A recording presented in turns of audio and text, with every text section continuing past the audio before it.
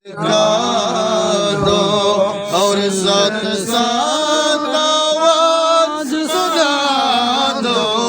President Ziaur Rahman ও বিএনপির chairperson ও সাবেক প্রধানমন্ত্রী বেগম খালেদা জিয়ার রুহুর মাগফেরাত কামনায় স্মৃতিচারণ ও দোয়া মাহফিল অনুষ্ঠিত।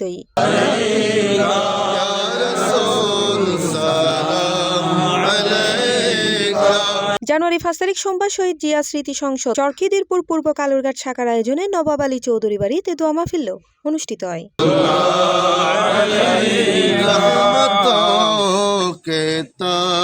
মোহাম্মদ লোকমান বাদশাহ সভাপতিত্বে ও মোহাম্মদ মেহেদী হাসানের পরিচালনায় এই সময় আলোচক হিসেবে উপস্থিত আছেন মোহাম্মদ রফিকুল ইসলাম, মোহাম্মদ নাসির উদ্দিন, আব্দুল সালাম, মোহাম্মদ মুফিজুর রহমান, মোহাম্মদ দুলামিয়া, মোহাম্মদ ফারুক, মোহাম্মদ শাহ আলম সহ আরো বহুত কেউ।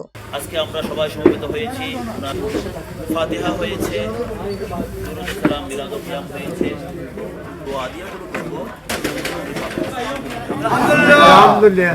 মুরিদ ইয়া ইলাহি ভুল যাও নজা কি তখলিফ দয়াবান খুদা মেহেরবান খুদা আল্লাহ।